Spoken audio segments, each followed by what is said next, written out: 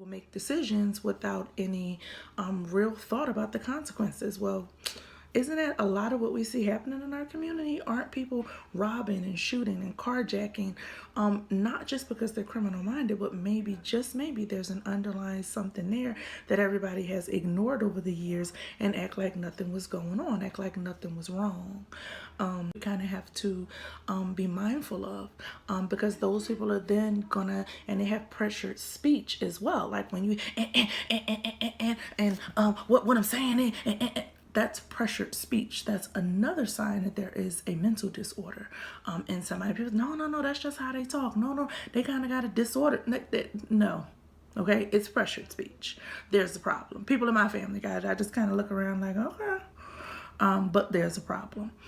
Also, those people then get down. They get down, and that's when we call they're depressive, and they're very negative about life. They tend to cry. They don't know why they're crying.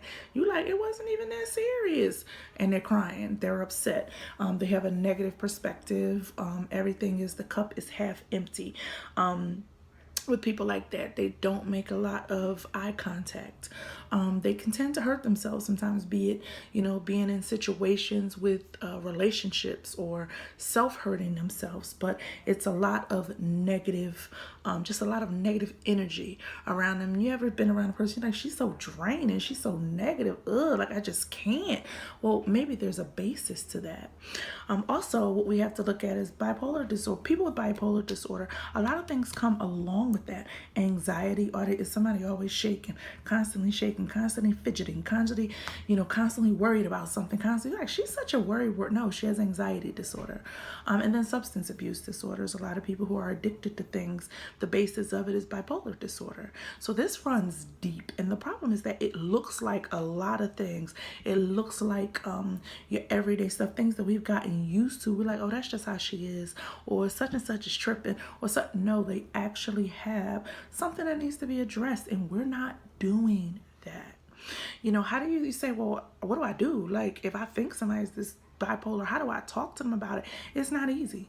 It's not easy. And whatever you do, you say it in love.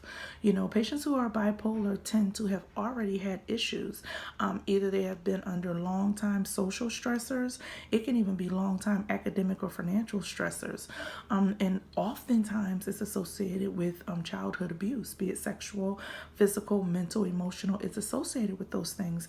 So they tend to have a reason to kind of feel convicted, although they're not really being convicted. They probably have in the past, and they tend to have a reason to think that they still are.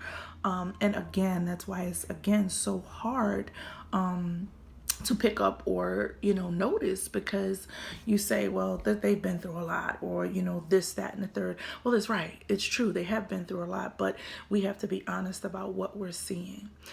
It can save a life to say to your child, well, try to control it, well, try to get yourself together, well, try to act like you got some balance, or these are things that it can't be controlled. It is a chemical disorder, it is a mental disorder.